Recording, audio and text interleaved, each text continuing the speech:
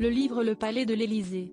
Architecture, décor et ameublement, coédition Gourcuff Mobilier National, décortique ce lieu de prestige où tant de grandes personnalités ont travaillé et vécu. Qu'en est-il du passage des Macron? Si est-il le deuxième quinquennat d'Emmanuel Macron, il va effectuer ainsi au total 10 ans à l'Élysée. De quoi laisser des traces, comme le montre le livre Le Palais de l'Élysée. Architecture, décor et ameublement, coédition Gourcuff Mobilier National. Chaque chef d'État de la Ve République va laisser sa marque. Quelle est celle du couple Macron? Le Figaro propose son analyse en s'appuyant sur cet ouvrage. Pas de politique dans ce livre, ni de ragots sulfureux mais une analyse passionnante sur la décoration intérieure de ce lieu d'exception qui a accueilli les plus grandes personnalités du monde comme Charles III dernièrement.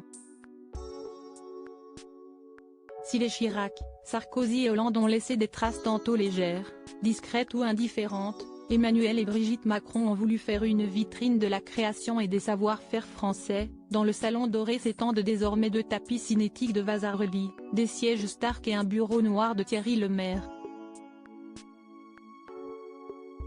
Le quotidien souligne qu'une commande faite à Nathalie Junot-Ponsard a permis de transformer le grand escalier Murat en le parent d'un tapis polychrome.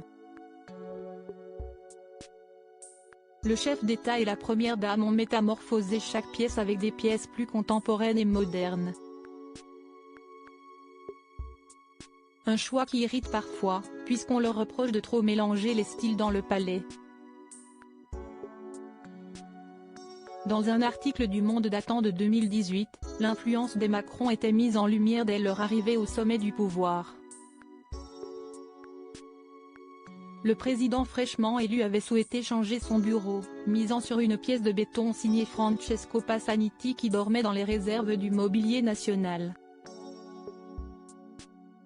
Dès que je l'ai vu, j'ai su que c'était le bon. Emmanuel adore le béton, confiait alors Brigitte Macron au quotidien. Pour la mère de Sébastien, Laurence et Tiffaine Auzière, il était important de dépoussiérer les lieux, comme elle l'expliquait au Monde. On avait l'impression que l'Élysée était devenue une forteresse qui se protégeait de l'extérieur. On va alléger, épurer. Il faut que la lumière entre.